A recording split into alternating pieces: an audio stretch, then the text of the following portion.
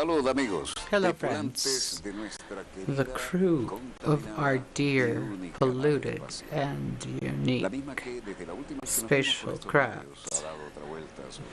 Since the last time we met, it turned around its axis again, and still events are going on, especially considering that today is Friday. Thank God it's Friday.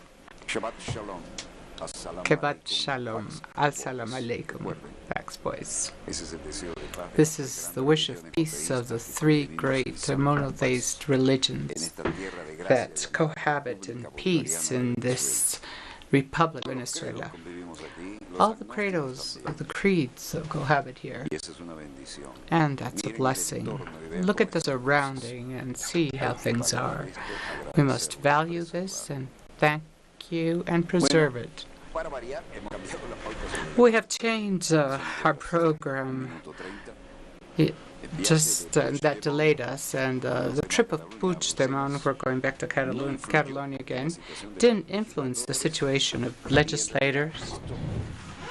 And actually, to save time of prior preparation and guarantee that we have enough to develop the topic, we go once again to Barcelona, Spain, and this, of course, influences in all the old continent and the huge Catalonian colonies in the American continent. So we start today with Puigdemont's trip to Brussels. Apparently it didn't influence in the situation of legislators, and today the situation was flowing. Let's listen.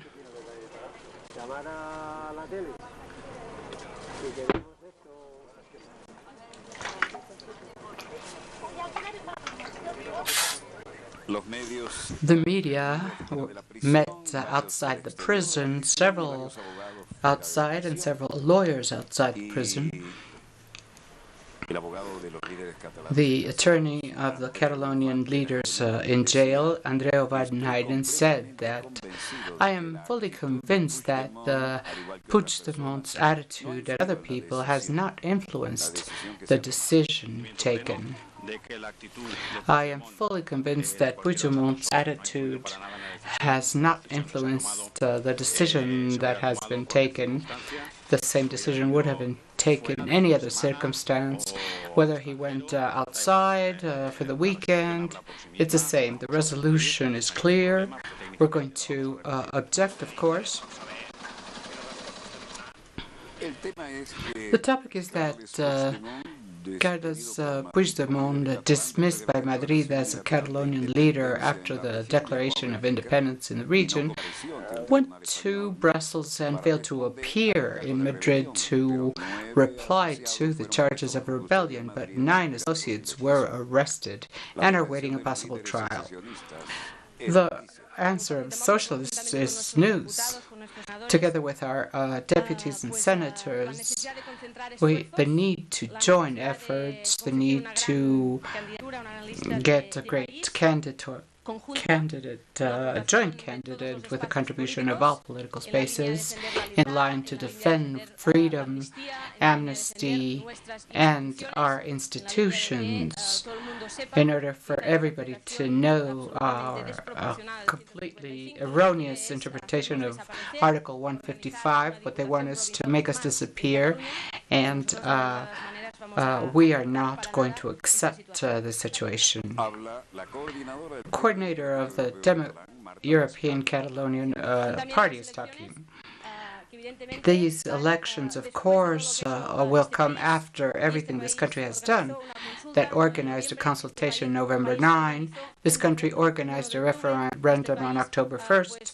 And this country also declared its independence and has henceforth legal instances and political repression by the Spanish state. And of course, we will not accept in any way. The case is that Puigdemont's party asks the pro-independence countries to submit a candidate for the elections of December 21st. He said that when he finished his work, he will not as candidate. But as you may understand, after 5 days, we have been unable to talk about this with him. We know his opinion, but it's clear that if President wishes, of course, we will have him here. The story is that the party of Catalonia dismissed President Charles Puigdemont on November 3rd, asked the independence parties to present a candidate for anticipated elections, which was called by the Spanish government for December 21. Today we had massive demonstrations screaming for freedom. They opposed the arrest of the President Puigdemont.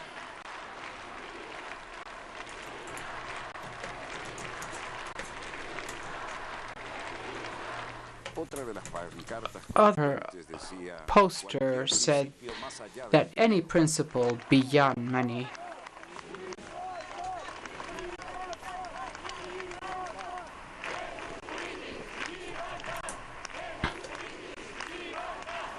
Freedom.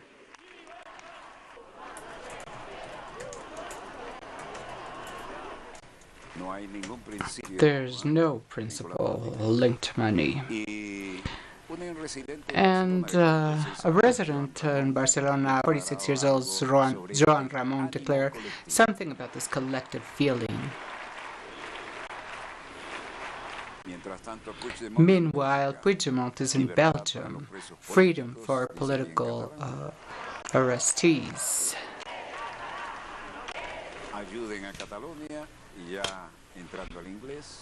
Help Catalonia in English. Freedom for political arrestees. Well, I hope that Puigdemont remains there as a refugee, and from there lead Catalonia, and from there prepare his coming back, because that will take place. This is a republic. People who are here don't want to know anything about Rajoy, Madrid, or anything else, and they're not going to get anything. It's not 2 million, it's 3,700,000 people in Catalonia who want the freedom. So they can do whatever they want. If they want, we will have blood. As the capture of every others, we're here. We think that is terrible. Or 3 terrible things, or 1,000 million terrible things. We are governed by a government that is a dictatorship. We can't explain it in any other way. This was Monse de Virgaray, and here we have an 18-year-old resident. You can't just dismiss him for a law that is not even made for this, to dismiss presidents who are elected democratically. We're not prepared for that. It's completely unfair. We need to dismiss him. Well, Sandra, 26 years old. I think that honorable, dignified people, that the only thing they do is struggle for our land and represent all of us, go to jail for something that, I think is very, very unfair. In summary, hundreds and hundreds of independent Catalonian demonstrators met in the mayor's office of Catalonia to present their objection to the arrest of former leader Carles Puigdemont. They sang independence songs, the national anthem.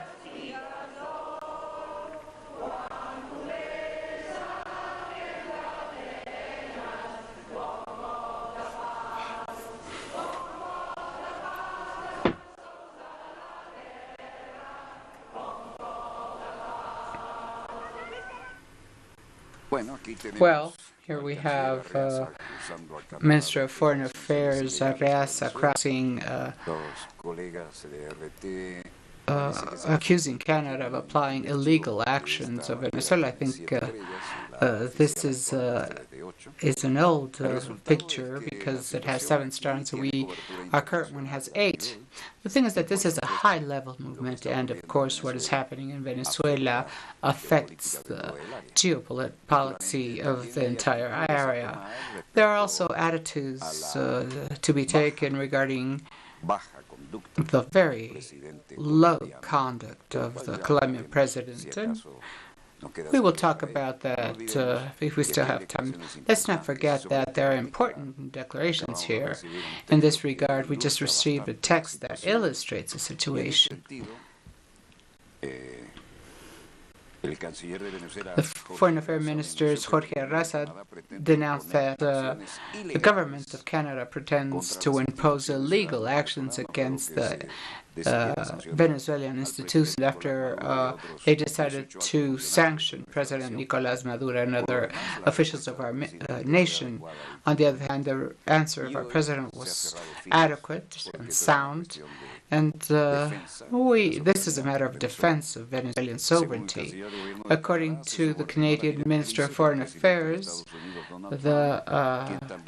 they supported the guidelines of President Trump. And when we have the money to buy them, we were going to pay them, and the government of Colombia prohibited the sale of these medicines against malaria for the people of Venezuela by complying with orders of the United States government. Juan Manuel Santos, who hates Venezuela, we will purchase them elsewhere, but Venezuela will not remain without medicines to combat malaria. The laboratory called BSN Medical from Colombia, after it learned that the final destination was the Ministry of Health of the Bolivarian Republic of Venezuela, arbitrarily blocked the dispatch of this medicine to combat malaria in our people. Minister Luis Lopez has informed us that the first thing tomorrow, an airplane from India is bringing this medicine for the people of Venezuela from India. Well, this has no name.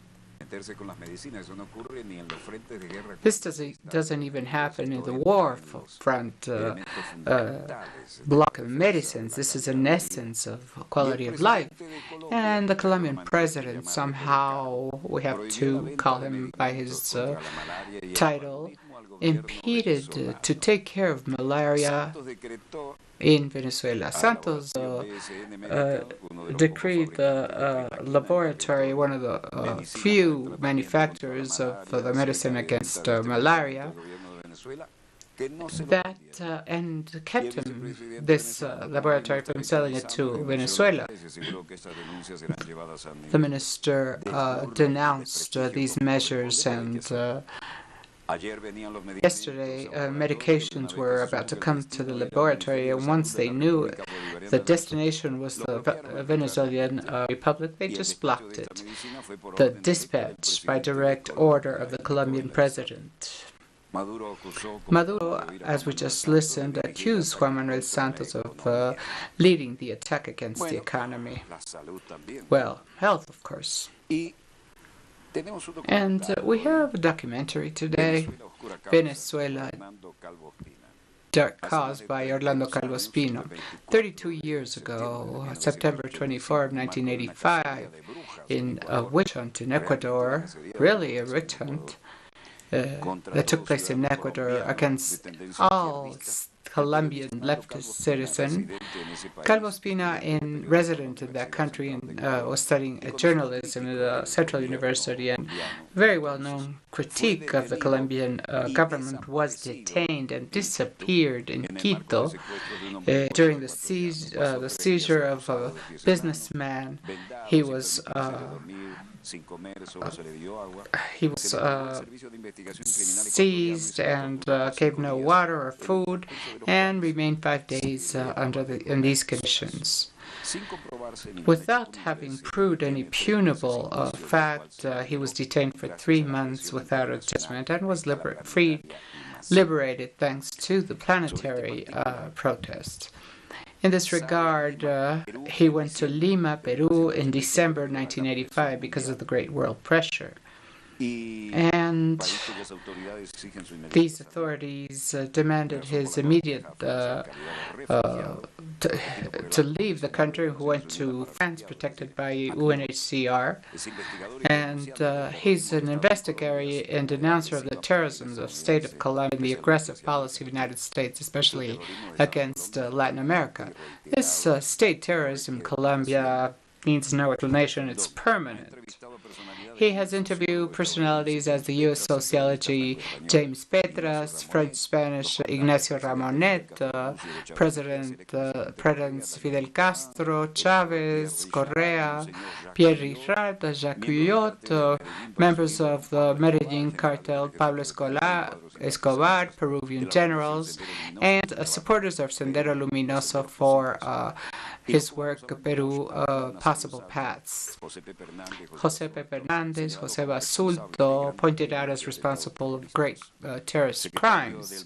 Secretary of Bacardi, between rum and revolution, the secret of the bat, referring to Bacardi, won the bronze medal in New York, between rum and revolution, and Sydney Festival based on his book Bacardi, The Concealed War.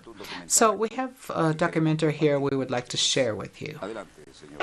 Let's start.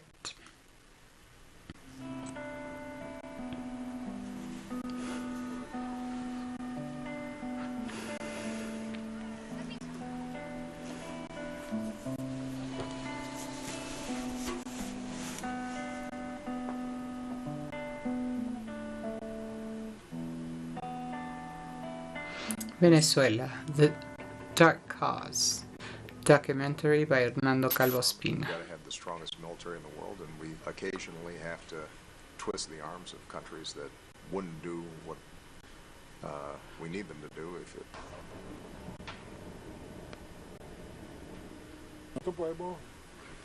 We can set a date when oil starts being demanded by the great powers. We can set 1911 when Winston Churchill, the premier of the British Army, ordered that all ships of the Imperial Army be changed from coal to steel.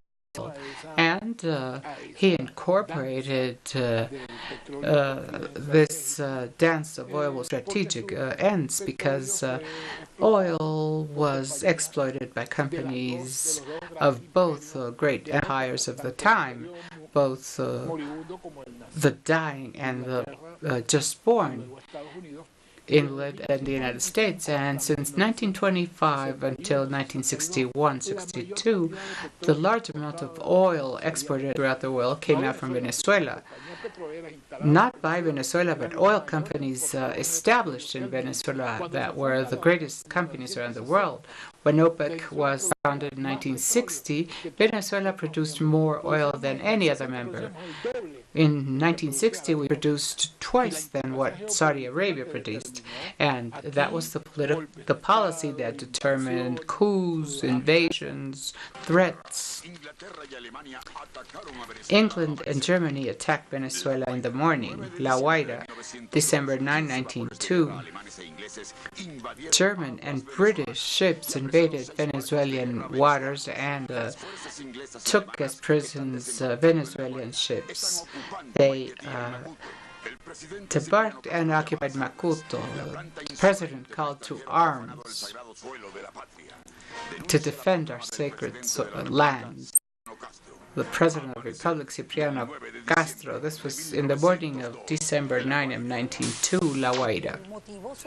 The goal of this aggression, the alleged goal, was that Venezuela was unable to pay the external debt that came since we were a Spanish colony. When this president came to power, he came with a project of country for the first time. He arrived with a firm decision of centralizing power through the administration, through a strong army that followed the interests of the state. He had information that we were about to be blocked, that it was good to leave from despotic, tyrannic government as Sendero Castro before. They said he was illiterate. They made fun of the color of his skin, of his size. We can see French cartoons that ridiculized our president. And multinationals started to spend money to take Castro out of office. Since they couldn't do that through national demonstrations, they came in a second phase that was the blockade to the Venezuelan coasts.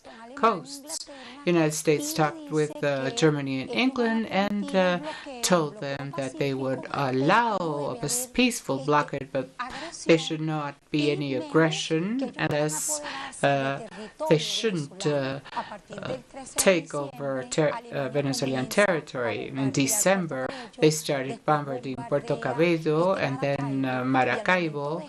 And at the time of these bombardments, the United States intervenes and starts discussing with Germany. And now this made the government lose credibility. And in 1905, Castro took office in Venezuela. They didn't renew the concession to the French company, and that really disturbed France and broke relations with Venezuela. 1904, President Cipriano Castro expropriated New York Bermudez Company that exported asphalt since 1985, almost without paying any taxes. They were knocked over by oil. In this context, the United States shows that as of this conflict, they will have the control over this territory and wanted Venezuela to be the backyard of the United States.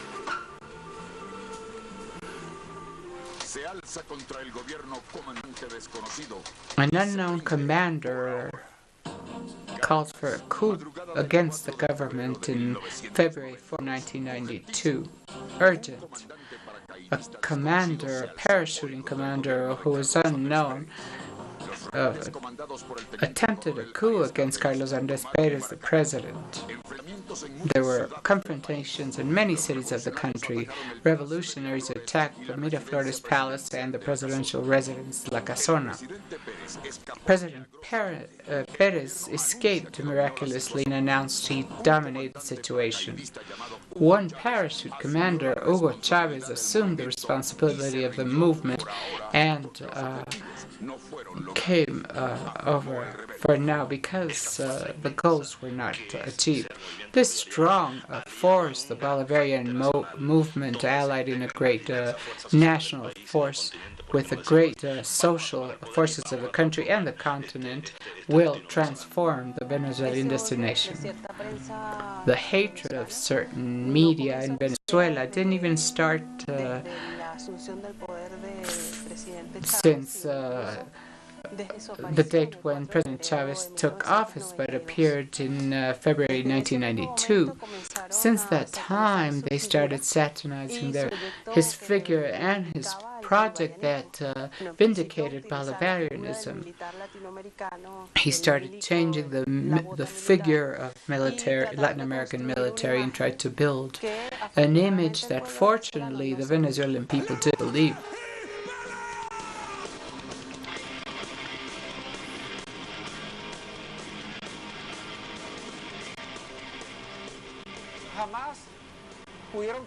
They never accepted the arrival of Commander Chavez because he was black. He didn't have any titles. He wasn't part of the bourgeoisie. They didn't like Chavez. The invisible people accepted him. When Chavez arrived, he was poor, and 40% was almost poor. And he gave the people a voice and vote, and this was something that they didn't like. As in any part of the world, the owners of the media in Venezuela handle economic power, and they lost power because they decided, for example, who was PDVSA's president, who was the president of the Central Bank of Venezuela, the Minister of Foreign Affairs. President Chavez always told us anecdote that he was called by the owners of these media to discuss about his cabinet, and Chavez said no, and there is when the mediatic war started. The parasite bourgeoisie for 100 years took over most of the national oil income. It was a pillage to the country. The revolution stopped it.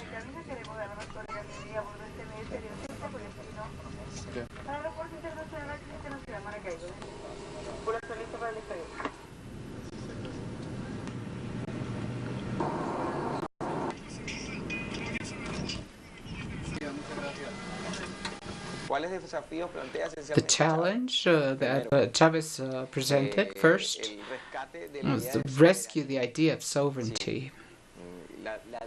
The decision of the state and whoever directs the foreign affairs, President Chavez, defined a policy according to the nation's interests. Second, and not least, that policy, sovereign policy, has another very important concept, which is independence.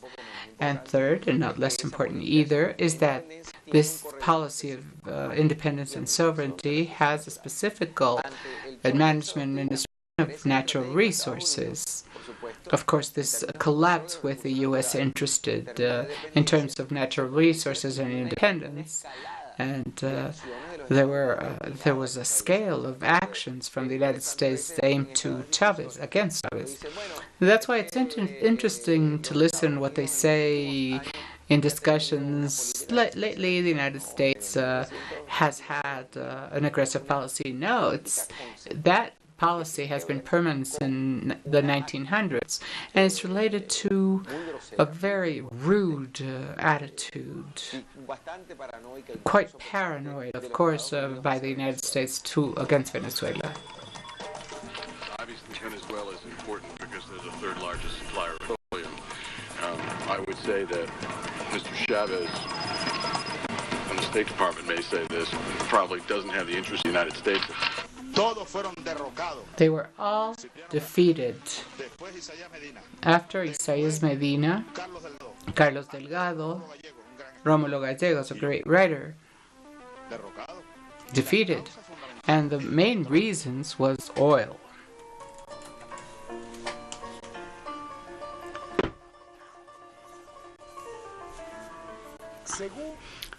According to British Petroleum, the statistic, there is 1,700,000 barrels.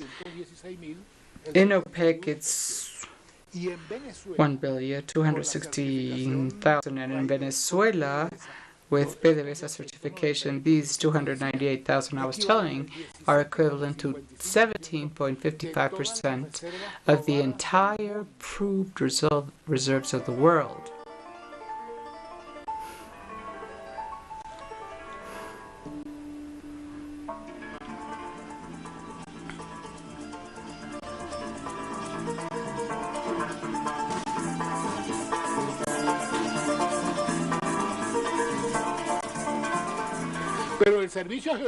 But in Geological Service of the United States makes an account that says that we are 28% of those proved reserves. More than 1/4 of the world's proven oil that can be recovered is in Venezuela. Of that, we have only developed 4%. We have deposits here, very, very old, that still produce half a million barrels per day. In 1925, and 56, and 30, and 13, and 55, 57. Then we have enough oil to produce in these fields without the counting margins, 80 years of producing 3 million barrels a day. We have fields that are producing a gigantic amount, more than Ecuador, one field.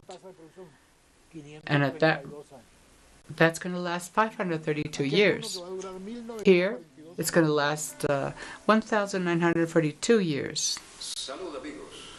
Hello, friends, crew of our dear, contaminated, and unique spatial craft. The last time we met turned around its axis, and events continue happening.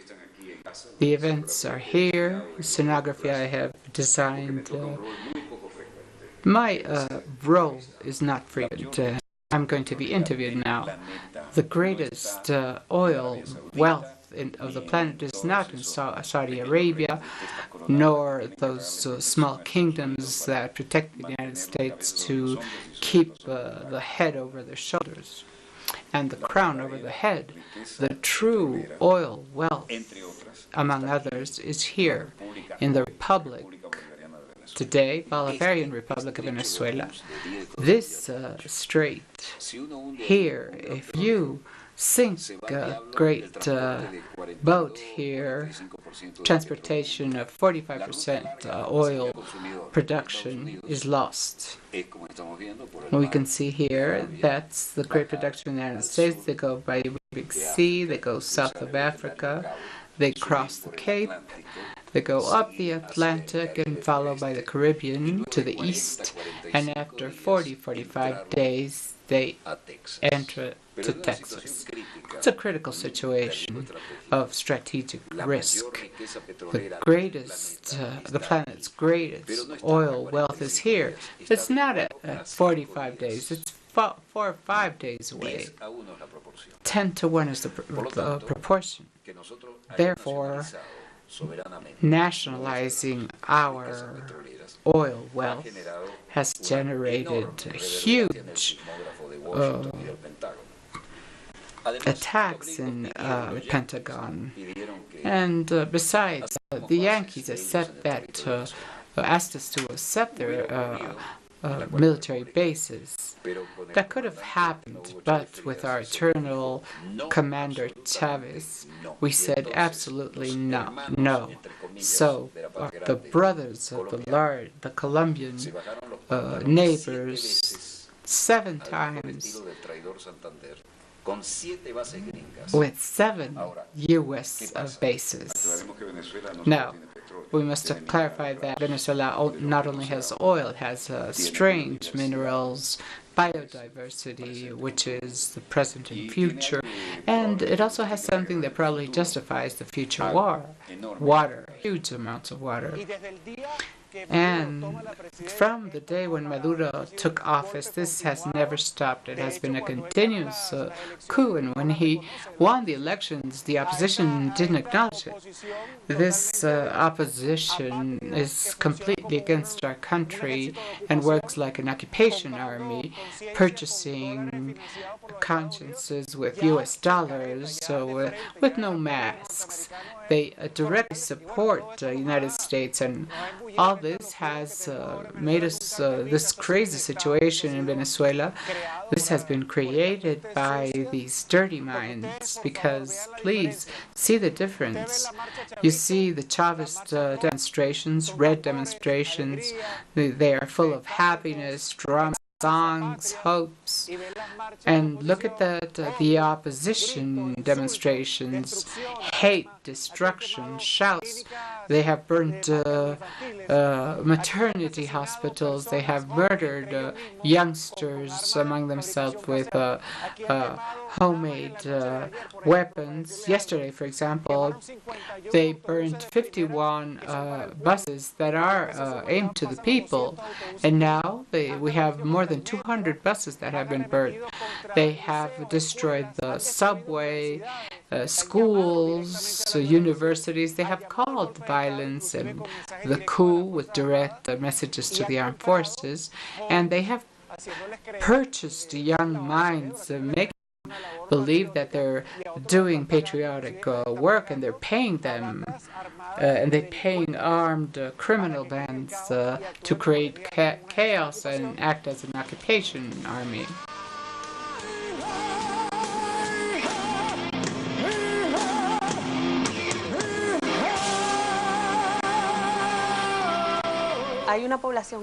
There's a captive population that believes that they are struggling for freedom, that we are an oppressed people, that we have been taken away our freedom and they lived before. People who knows that this is a lie, but that have been deceived to the point that they believe this false reality. With the media campaign, as Venezuela has suffered for 18 years, in other countries there would be no longer revolutionary governments. There's a government that is not interested in peace and dialogue, but that from their articles and programs try to deepen the differences that exist in the Venezuelan people. They want to Chavism has presented a clear model, and opposition has a project that wants to leave the revolutionary model.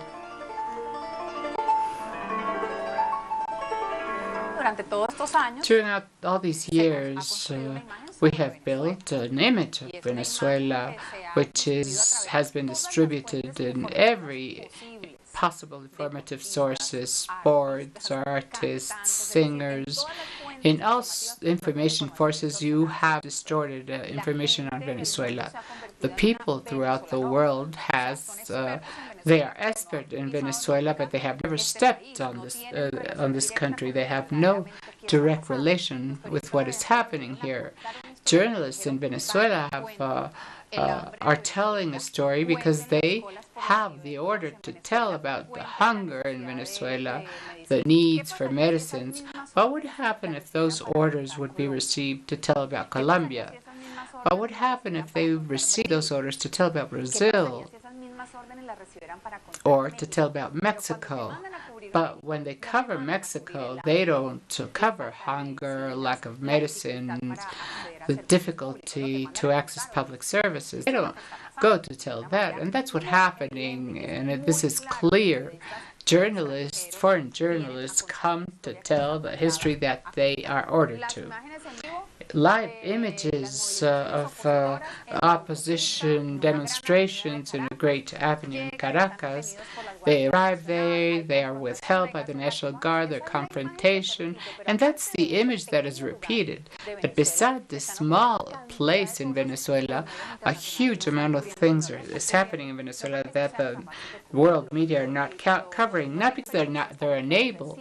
It's simply because their instructions are to come and cover the histories that the media wants. But they're missing something that is happening, which is the people's empowering. And that explains largely why the government of Nicolás Maduro and before Hugo Chavez is still there. There are several pillars for the Bolivarian government, but one of the most important things is how these people understand politics now. Even those who are against the Bolivarian process, the discussion of the Venezuelan people about politics doesn't happen in any other place in our region. And that is not told by international media because their interest is very clear to build an opinion on Venezuela that enables a second or third phase of aggression and intervention against our country that, in my point of view, already started.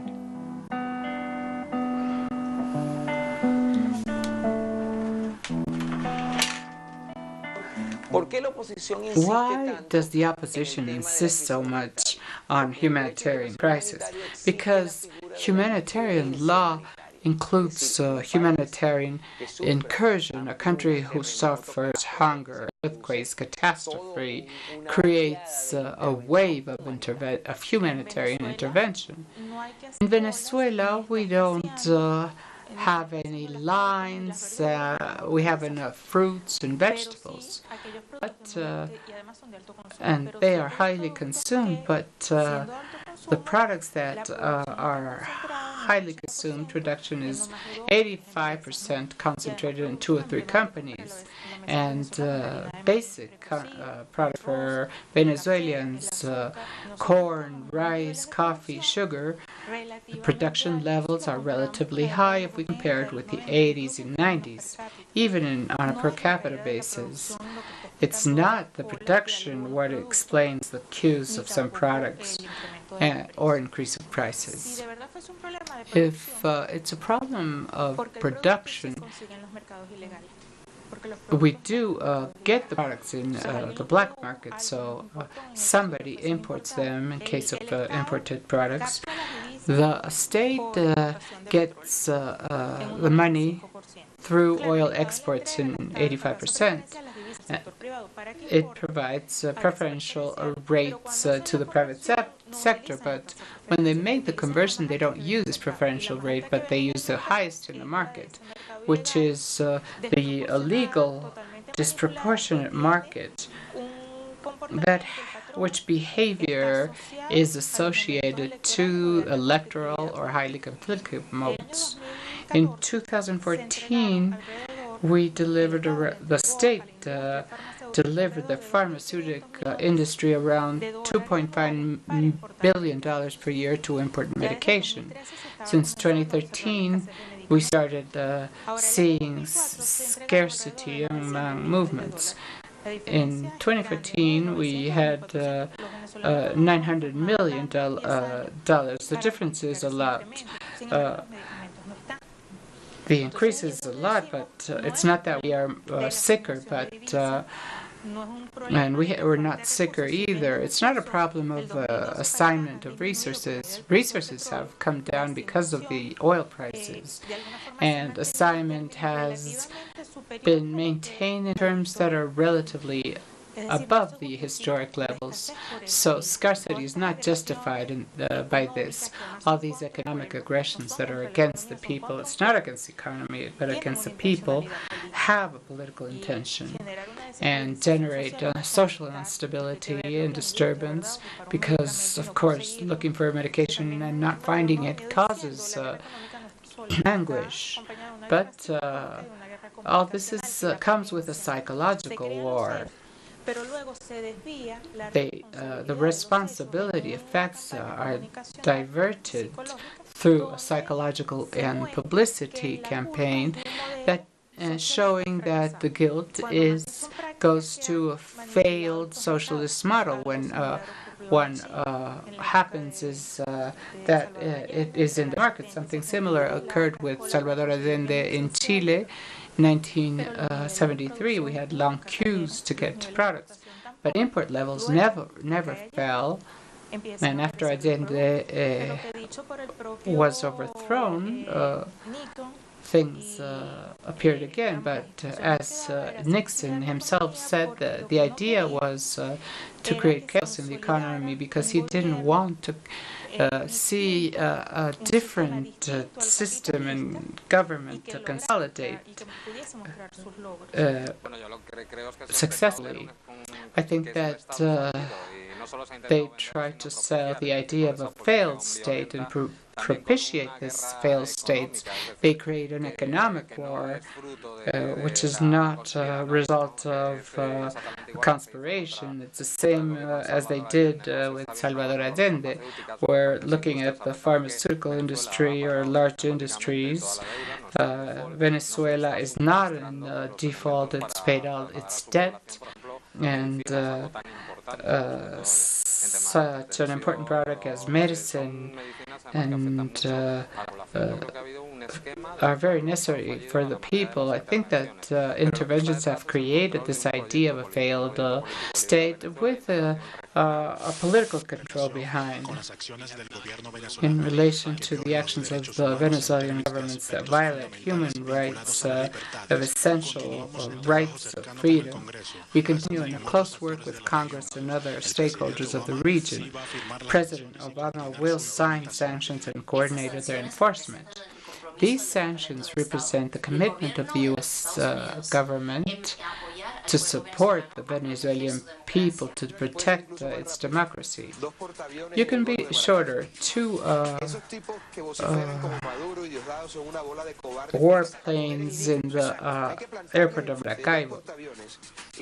We have to put that there, and we're going to see if they're going to be as courageous enough. When we say, please, why don't the United States use the force? And they ask, is murdering the tyrant justified? Yes, because the people who kills a tyrant is not a murderer, it's a patriot. So we have to go to action and take the arms if necessary. The fact that we pass from being a challenge in the foreign U.S. policy to be a threat, the conceptual difference in the United States from a challenging and a threatening country is that challenging could mean a military intervention. There was a paper by July 2015 by an intelligence advisor of the War Department of the U.S. Army who published a paper called The Imminent Implosion in Venezuela and Its Implications for the United States. And this document, Robert Elliott, says that Venezuela is in a unstable situation. Maduro cannot keep order, and the United States has to act. Borelli says that the United States perhaps doesn't have to intervene directly, but they should do it through their partners Colombia and Guyana. Helsinki has also been the main sponsor of what we call the thesis of constructive chaos, which is generating an unbalanced economic, financial, social, military imbalance to generate a recommendation of a non-friendly U.S. non-friendly country, or create an assignment of territory like Libya or like north of Iraq or Turkey, or what they're inventing with Yemen to make a pipeline and allow transportation of oil in the Irani oil. And the last report I'm telling you is very clear. Colombia is key here, so it's not casual, the NATO agreement, and it would be cheaper if they give Maracaibo to Colombia. That's a political project. They can't overthrow, they couldn't overthrow Chavez or Maduro. It's very simple. What kind of state operates in the border with Colombia, on the Colombian side? And what kind of state operates in Venezuelan territory?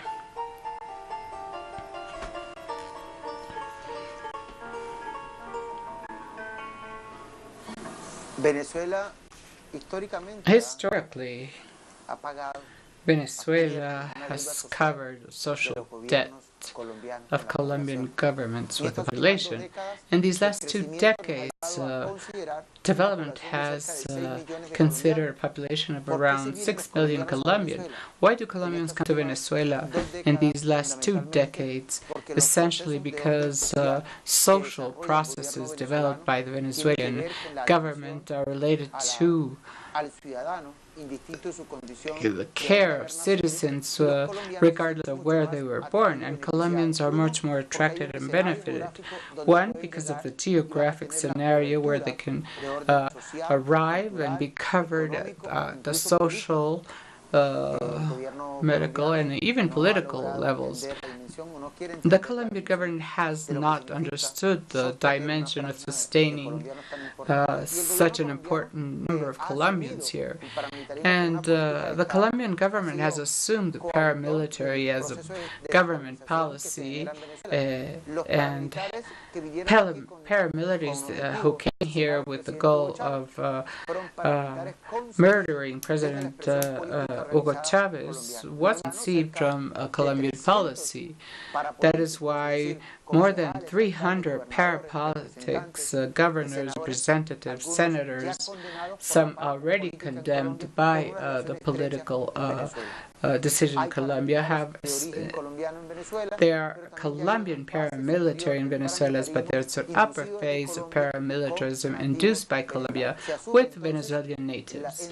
So there's the need of offending, hitting, and facilitating for the U.S. government and the Pentagon to enter Venezuela and take the wealth that belong to the Venezuelan people and share with the transnationals.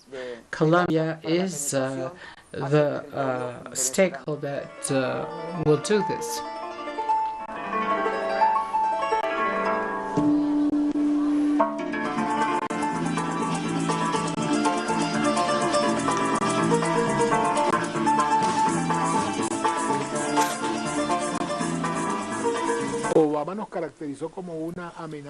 Obama characterized as an extraordinary and unusual threat.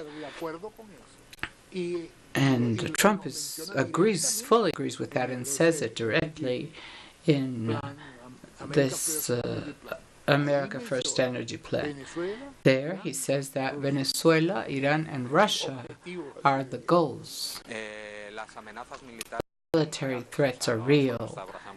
It's not only military maneuvers performed recently with tens of European countries in the Venezuelan coasts, and also declarations made by the Admiral of the Pacific Fleet before the Senate saying that Venezuela is terrorism, drug trafficking, etc. Something that keeps me awake regarding Venezuela is in case of any humanitarian crisis or the collapse of the economy to the point that they need food or water. And we can react to that, and we would do that.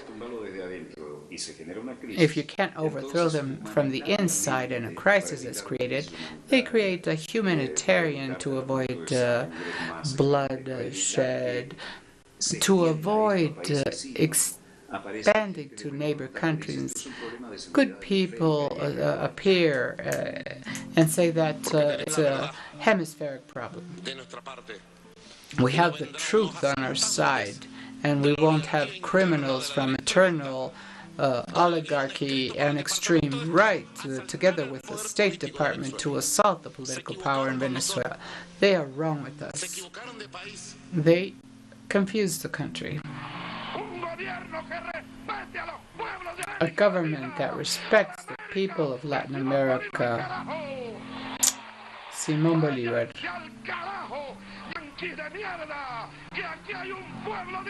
Here we have a dignified people, and we are decided to be free, whatever happens and whatever they tell us.